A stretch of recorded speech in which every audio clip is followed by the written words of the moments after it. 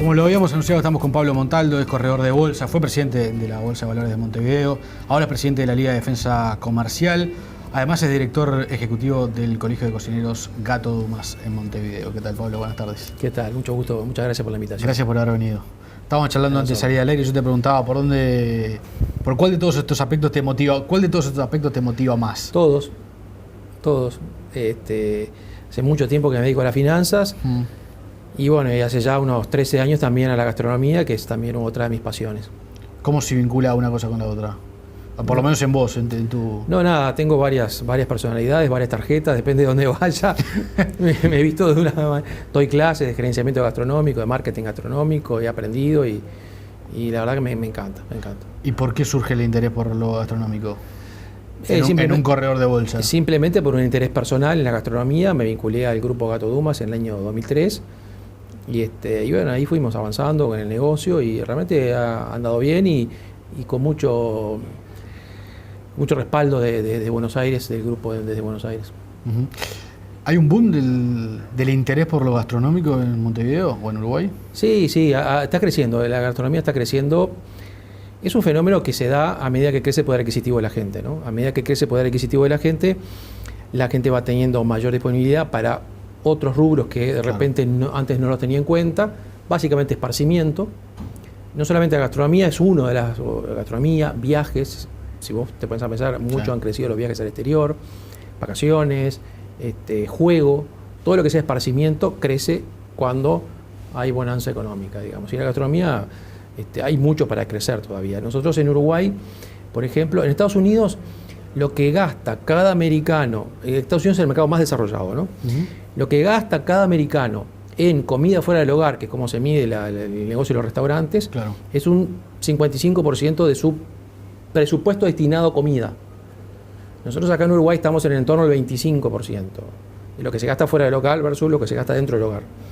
Bueno, o sea que hay como para duplicar el tamaño del negocio gastronómico todavía. Cuando hablamos de negocio gastronómico hablamos de todo, no solamente de ir un sábado de noche a un restaurante, sino de capaz que el almuerzo de trabajo. Todo lo que sea comida fuera del hogar, comida no elaborada en el hogar. Claro. Es decir, ya sea un restaurante con servicio a la mesa, mantelería, o puede ser una roticería, puede ser un delivery, puede ser comida de sanatorio, todo lo que sea comida en las empresas, todo lo que sea comida fuera del hogar, eso es el negocio, porque a veces uno piensa en algo glamoroso, un restaurante, claro, glamoroso, sí. Pero hay negocios muy interesantes, el catering de una aerolínea, yo qué sé, claro, que pueden ser muy buen negocio también. Claro, y eso ha venido creciendo en Uruguay en los últimos años, acompañando un crecimiento de la economía. Sí, sin ninguna duda. ¿Hay un tema cultural también en Uruguay?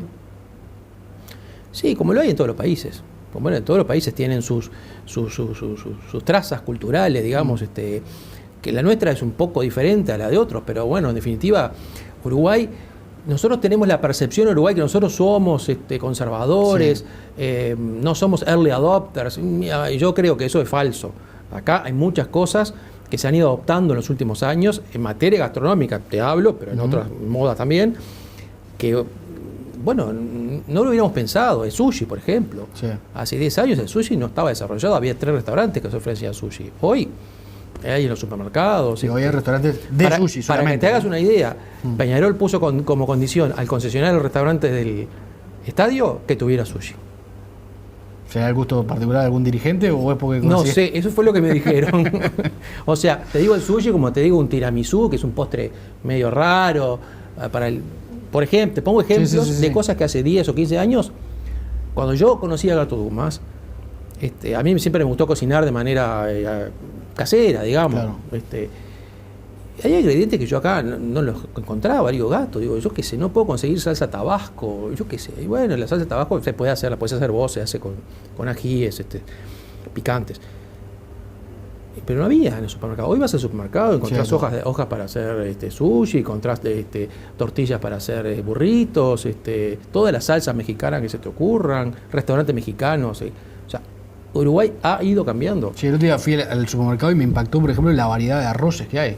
La variedad de arroces. Nunca había porque la gente reparado. Aprendió que el risotto ya no es el arroz pasado. El risotto es una técnica de cocción del arroz y hay un arroz o un par de variedades de arroz que son mejores para hacer risotto que otras. por ejemplo, o arroces para hacer paella que son mejores que otros. La gente ha ido aprendiendo. Y la gente, sin ir a ningún curso de cocina, va aprendiendo con el consumo.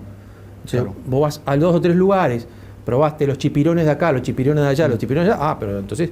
Y al final aprendés a hacerlo también. Pero ahí entra lo cultural, entonces. O viajar también Claro, pero seguramente abre... cuando hablamos de lo cultural del Uruguay, ya en el Uruguay, no, nos quedamos en los Capiletti y la Caruso. No, el uruguayo ya se internacionalizó, digamos. Es cierto que eso para que permee a toda la población falta mucho todavía. Y hay costumbres que están muy arraigadas. Vos viste que ayer los Rolling Stones decían, el chivito, no Sí, sé qué. sí, que es como una O sea, a la marca. gente le encanta que le menciones lo típico. Claro. Y el chivito, bueno, es un plato típico uruguayo, fantástico.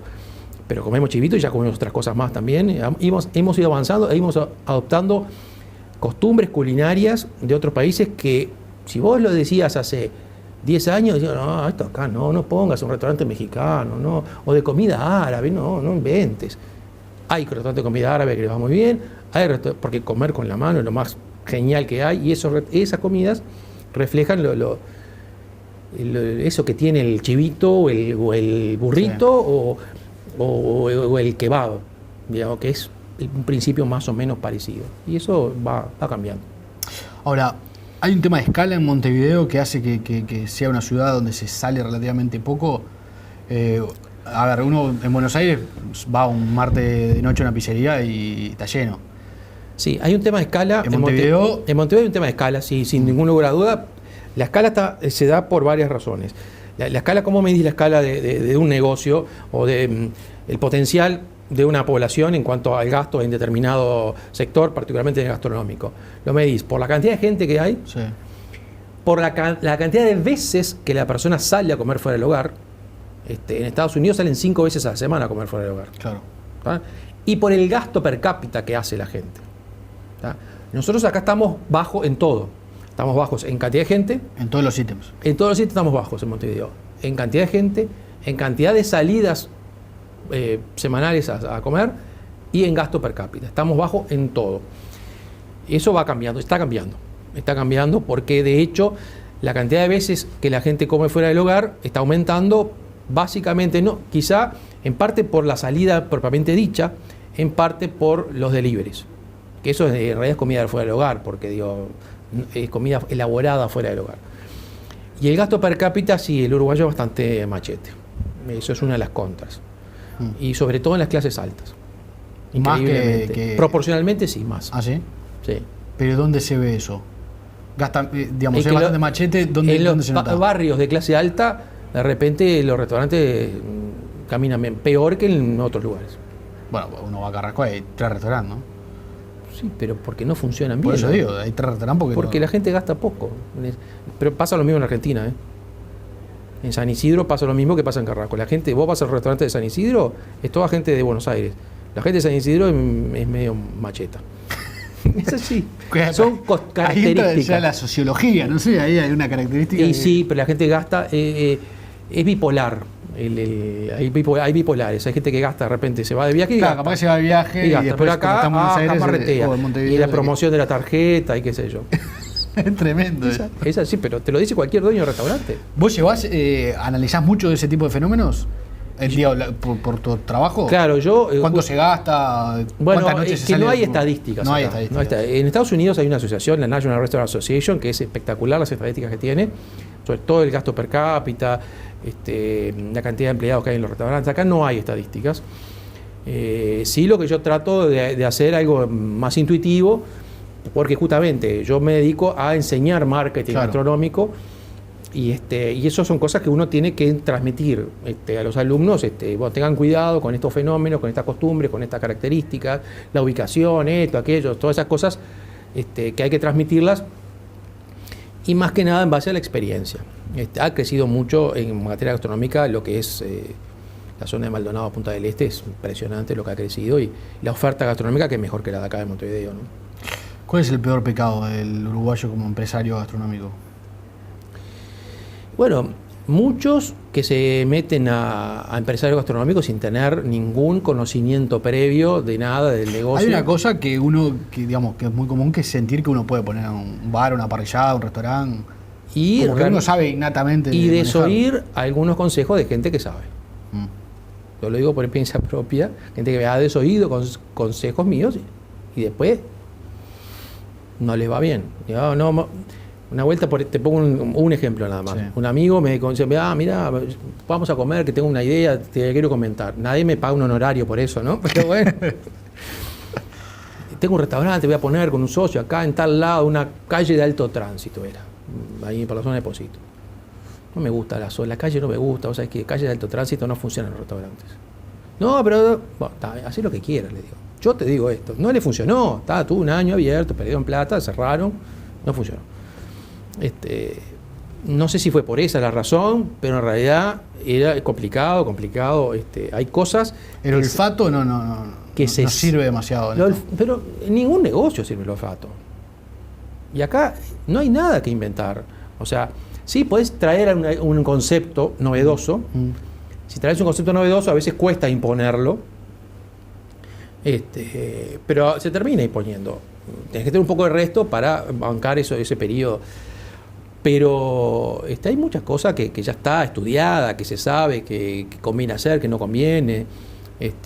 Y sobre todo, gerenciar muy bien, o sea, en todos los negocios, pero particularmente en el gastronómico, no tanto es el concepto del restaurante o la idea, sino también el gerenciamiento, el día a día, que sea bueno, que tengas todo bajo control. El restaurante es una especie de fábrica artesanal, mucha materia prima, mucha mano de obra, y eso lo tenés que tener controlado. Controlar los gastos, se te disparan los gastos. Claro. Y hay parámetros que se sabe que tienen que dar. ¿Cuánto es el costo de un plato versus el precio del plato? Y eso es una cosa que tiene que ser, hay un rango que tiene que andar ahí. Hay que respetar una proporción. Y si no te anda ahí es que te estás haciendo algo mal. Y entonces, corregir, bajar los gastos, subir los precios. Hay cosas que se sabe que son así. Y bueno. ¿El servicio es bueno en Uruguay? Hay mucho. ¿El servicio del cliente? Hay mucho para mejorar el servicio. Si vos lo comparás con países desarrollados, sobre todo con Estados Unidos, donde el servicio es excelente, hay mucho para mejorar el servicio. También hay que tener en cuenta que son rubros donde los salarios no son muy altos, ¿no? Y hay mucha rotación de personal. Entonces, a veces, los empresarios gastronómicos, a veces siempre me dicen a mí, ¿por qué en el colegio no ponen cursos de servicio? Porque nadie invierte en eso. Porque vos tenés tanta rotación en los restaurantes, ¿qué vas a invertir en el personal? Formar a tu personal. Ya a los 6 meses se te va. Y la gente misma no invierte en sí misma porque no es rentable por los sueldos que se pagan. Entonces hay un círculo vicioso que bueno, hay mucho para mejorar. Hay lugares donde se atiende muy bien, pero en general hay mucho para mejorar. Vos decías hoy que no gastan mucho los uruguayos y es uno de los ítems en los que habría que crecer más. Ahora, ¿no es muy caro salir a comer en Montevideo o en Uruguay? Sí, depende de dónde vayas, ¿no? Depende de dónde vayas. Sí, hay lugares que es caro. Ahora con la suba del dólar medio como nos equiparamos un poco, ¿no? O sea, si para comparar internacionalmente, bueno, pasas el precio a dólares y ahora más o menos nos equiparamos. Uruguay es un país caro en general. Sí. Eso es la realidad. O sea, Uruguay, hasta que el tipo de cambio real no vuelva a valores más históricos, vamos a seguir siendo un país caro y a la gente que viene acá le parece caro. Eso. Y bueno, y a veces eso está acorde a los servicios que uno recibe y a veces no. Claro. ¿Cuál es el mayor fracaso en Montevideo? No te pregunto el nombre de una empresa, sino el tipo de negocio. Traer ideas importadas, creyendo que porque funcionaron en tal lugar van a funcionar acá, la trasplantás y va a funcionar. Y a veces sí, a veces no. Hay un par de ejemplos que son clarísimos. Por ejemplo, Pizza Hut, GGI Fridays, cosas por el estilo. Ese tipo de propuestas no funcionaron y bueno, por distintas razones, no sé, ¿viste? Pero eso fueron fracasos muy notorios, ¿no? ¿Y el secreto qué es? ¿Una pizzería? ¿Costos bajos? No hay hay gente que le va bien en los distintos tipos de propuestas. Hay gente que tiene una roticería que le va espectacularmente bien, con gente que come al mediodía en el centro. Y yo conozco casos de gente que le va espectacularmente bien. Hay gente que tiene... Cuando decís espectacularmente bien... Que viven ellos, viven la familia, tienen ahorros, o sea, y toda la familia vive de eso. ¿Es un negocio familiar? Sí, pero bien llevado, y con una roticería en un por lugar ejemplo, una roticería en el centro. Te pongo un ejemplo. También hay gente que le va bien con un restaurante de alta gama, con comida medio diferente, donde fueron a comer los Rolling Stones ayer. Tandoori. Tandoori, bueno, con Gabriel Coquel es un empresario que siempre... Está él al frente. Siempre ha vivido de eso, claro. Y siempre le ha ido relativamente bien. Con un restaurante en particular, no es barato, es un modelo de negocio que hay varios que tienen ese modelo de negocio que también les va bien. Restaurantes más grandes. En ese caso, perdóname, ¿cuál es el modelo de negocio? Es un restaurante pequeño, donde el dueño está bastante arriba de la operación. Es el chef y es el propietario y está ahí. Sí, yo no sé si él es el que cocina realmente, pero él está bastante arriba de la operación, del personal, de los proveedores, de los platos que se hacen, de la carta, de los precios. Estás bastante arriba vos, eso es bastante desgastante. Y es difícil que el chef o que el que idea gastronómicamente el lugar conozca también el negocio, ¿no? Bueno, pero en el caso particularmente de Gabriel Coquel, es un tipo que conoce todas las aristas del negocio, es cocinero, es empresario, buen administrador y más o menos la ha llevado bien el negocio. También hay otros negocios, parrilladas, algunas que le va espectacularmente bien, algunas grandes, otras más chicas, en fin, pizzerías, o sea, en todos los rubros hay gente que le va bien y gente que le va mal. Depende cómo se encare el negocio y cómo se gerencie, sobre todo. ¿Y qué pasa con el boom de la educación vinculado a la gastronomía? Y bueno, eso... Tú me decías antes al aire que ustedes empezaron en 2003, o en 2003 empezaste los contactos con Gato Dumas. Sí. En 2003 empezamos los contactos, abrimos en el 2004. ¿Y hay un crecimiento ahí de gente interesada por aprender el negocio gastronómico? Sí, año a año hemos ido creciendo. Sí, Gato Dumas tiene unos 1000 alumnos en este momento, entre todas las propuestas, todas las carreras. Hemos ido creciendo, ha ido creciendo, hay otros colegas también que están, o sea, eso ha ido creciendo un poco. ¿Sabes lo que pasa? Que la gente empezó a considerar la cocina como una profesión y como una profesión definitiva, como un destino para su vida. Claro. No como algo secundario. Y esto permea todas las clases sociales. Eso no es la gente de clase A o B o C, no, es gente que piensa que ya vive, y sobre todo ya no hay el rechazo, no, te vas a dedicar a la cocina, no, pero te vas a morir de hambre, no sé qué, no. Y gente que decide, hijo que dice a su padre, mira, voy a estudiar en el Gato porque voy a ser cocinero.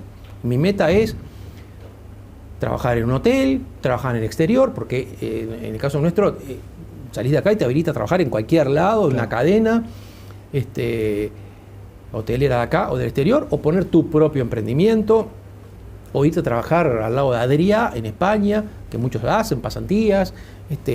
Y la gente que tiene esa vocación realmente es algo fascinante. Y pueden o trabajar en el colegio con nosotros y dar clases, que es otra vertiente, digamos. ¿Ustedes enseñan a cocinar, enseñan el negocio o es un mix de las dos cosas? Las dos cosas. La carrera nuestra, la más larga, que son 3 años, es una carrera de profesional en arte culinario y gestión gastronómica. O sea, te enseñamos a cocinar y también a gerenciar un establecimiento gastronómico. Después hay una carrera específica de gerenciamiento, más corta. Y después hay carreras específicas sobre otras áreas de la cocina, panadería, pastelería.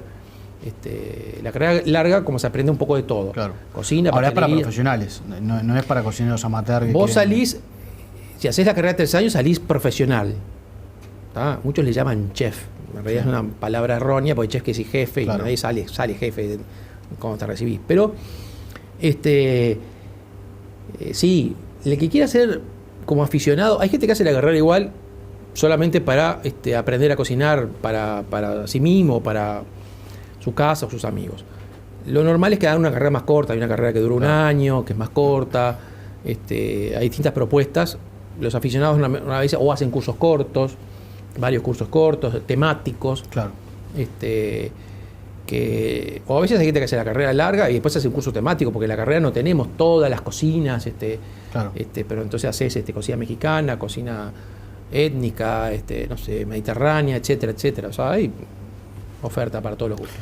¿Cuánto ayudan los programas de televisión en esta explosión del tema? Y bueno, ayudaron mucho en su momento. Ahora está impuesta la enseñanza de gastronomía, pero en su momento ayudaron mucho. El Gato, por ejemplo, fue uno de los pioneros en cocinar en televisión. No fue el primero, pero fue un tipo, como era una persona muy histriónica, muy divertida, él hacía un show. Claro. Fue el primero, no era la cocina aquella de la ama de casa. La señora de Cordon Bleu, claro. No, Gato era muy divertido cocinando, entonces esto tuvo mucha repercusión, y a partir de ahí, o sea, Gato era un tipo conocido ya de antes, porque era un cocinero muy exitoso, pero muy original, y eso ayudó mucho. Y bueno, y todos los tipos que están en la tele tienen sus propios restaurantes, y son tipos exitosos en general. Y hay un negocio ahí, ¿no? Porque a uno le llama la atención ver, no sé, a Gordon Ramsay haciendo un programa de televisión con el éxito que tiene el tipo como cocinero, decir, evidentemente es porque ahí hay un negocio también. Y bueno, un negocio muy importante. Y justamente, Gordon Ramsay es un tipo muy conocido, pero en la tele le ha dado mucho más. Claro. Seguramente el negocio de él, su propio restaurante en Londres, seguramente es mucho más exitoso ahora que antes, que sale en la tele. Probablemente. Claro. Pablo, pasemos a la economía a nivel global. ¿Cuál es la situación de Uruguay? ¿Cómo lo ves? Bueno, la economía está enlentecida, eso es no hay ninguna novedad. Crecimiento más lento, no sabemos este año cuánto va a ser, pero va a ser bajo, muy bajo, hay distintos tipos de estimaciones, y bueno, y eso es como que prácticamente permea todos los sectores de la economía, ¿no? ¿Y en la Liga cómo están viendo a nivel de las empresas? Se está notando un mayor... O sea, la Liga de Defensa Comercial, una de las variables que sigue es los concursos, sí. Las empresas que se presentan a concursos de acreedores, sí. Y otra es la cantidad de cuentas bancarias suspendidas o clausuradas que hay. Esas dos variables vienen aumentando sistemáticamente desde hace ya varios años, por lo menos un par de años para acá, vienen aumentando. En los concursos particularmente estamos... el dato que tenemos es del de diciembre del 2015, estamos en 85 concursos. Cuando, por ejemplo, en diciembre del 2011 eran 40. O sea, diciembre de 2011, 5 años atrás. Sí, o sea, hay en el último año un 40% de aumento en la cantidad de empresas que se presentaron a concurso. Y con respecto a la clausura de suspensión o clausura de cuentas bancarias, o sea, por cheques devueltos, ¿no? Ahí tenemos también un aumento bastante significativo de más del 100%. Todavía no llegamos a los niveles de 2002. Eso te iba a preguntar, en función de momentos más graves del pasado. Sí, todavía no llegamos. Nosotros estamos en este momento en unas 2.150 cuentas bancarias suspendidas o clausuradas en los últimos 12 meses. Y en el 2012 llegó a unas 3.000, en el pico máximo, digamos. Todavía no estamos a ese nivel, pero estamos avanzando. Si vos mirás la gráfica, es un crecimiento continuo desde el 2000, creo que el pico mínimo se dio en el 2007, a fines del 2007, por ahí. De ahí en adelante ha venido subiendo. Este indicador de las cuentas bancarias suspendidas o clausuradas, sí, es un indicador anticipado de los concursos que va a haber. Claro, de alguna manera son las primeras consecuencias. Las empresas empiezan a tener dificultades, empiezan a tener cheques rebotados y después terminan pidiendo concursos. O sea que esto... ¿Y cómo terminan los concursos? Lamentablemente la mayoría de los concursos no terminan... Porque el concurso no significa el cierre definitivo de la empresa. De alguna manera puede implicar un plan de salida, ¿no? Claro, teóricamente, o sea, de la última ley que es del 2008, la ley concursal, ahora esa ley unificó todos los procesos concursales. Entonces, la empresa, cuando está en situación de dificultad, pide el concurso de acreedores. El concurso de acreedores es, parar lo que son los reclamos de los acreedores, claro, y tratar de presentar una salida, un plan de salida, una solución. Claro. A veces las salidas no existen y la empresa va a liquidación directamente, o a veces hay arreglo con los acreedores, ya sea que se ponen de acuerdo los acreedores, o a veces se liquidan los bienes y se pagan los acreedores. Hay distintos tipos de soluciones, digamos. La mayoría de los concursos no termina en la empresa, la sobrevida de las empresas concursadas es baja. en esta coyuntura o siempre en Uruguay, tradicionalmente en Uruguay? En general. En Uruguay se da eso, que pocas empresas concursadas, incluso tenemos casos de empresas concursadas 2 veces. Claro. Concursada y después un concurso sobre el concurso. Y a veces pasa eso no. ¿Y en relación a los rubros? No se puede decir que haya un rubro particular que sea el afectado. El rubro más que se puede decir como que es el rubro más afectado es la construcción. Hoy. En el último año, donde ha habido más empresas que han entrado en situación de dificultad de pago, sí, ha sido la construcción. Ha habido casos muy notorios, la constructora OAS, en fin, casos muy notorios, y otras más pequeñas, digamos. Y bueno, después está repartido en distintos sectores. No hay un sector específico, digamos, claro. El problema está acá. Hay muchos sectores con dificultades en la industria, hay muchos sectores con dificultades. No quiero decir cuáles son porque no quiero generar pánico, pero, sí, claro. Pero hay gente que en fin, o sea, nosotros, la Liga se dedica a tratar de defender, uno de sus cometidos es tratar de defender a los socios frente a la gente que les debe y que claro. Las soluciones sean lo más justas posibles para todas las partes.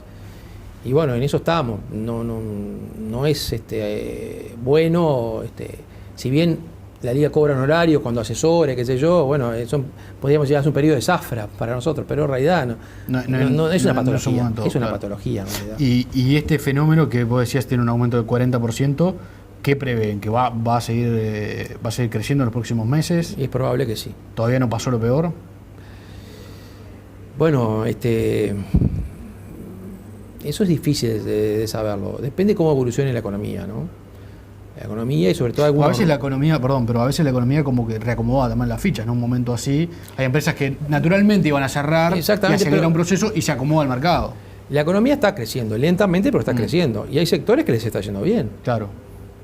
El turismo es un sector que ha reverdecido. Porque, bueno, y otros que funcionaban en determinadas condiciones, pero que con una economía un poco desacelerada ya no más en pie. La gente que exportaba a Argentina tuvo dificultades. Ahora sigue con las dificultades, porque ahora no es que no están las trabas burocráticas, claro. Está el abaratamiento de Argentina. Claro. Brasil, el mercado durante muchos años fue un mercado excelente, pero nos encarecimos. En otros lugares hay trabas, dificultades para entrar por distintas razones, en distintos mercados por distintas razones. No hablemos ya del caso de Venezuela, pero de Rusia, otros mercados con dificultades para entrar, por otras causas. Entonces, todas esas cosas no es una sola causa, no es una sola razón. Hay muchas razones que afectan a 2 o 3 empresas acá, 2 o 3 empresas allá, o sea, y también el enlentecimiento del mercado interno afecta a las empresas que trabajan en el mercado interno, como por ser la construcción. Claro. Entonces, es multicausal el fenómeno, no es la causa es esta y afecta a tal sector. Cuando la economía está creciendo y todos los rubros están creciendo, bueno, son mucho menos las empresas que se van a concurso, ¿no? Pablo, te agradezco mucho por haber venido. A las órdenes. Muchas gracias.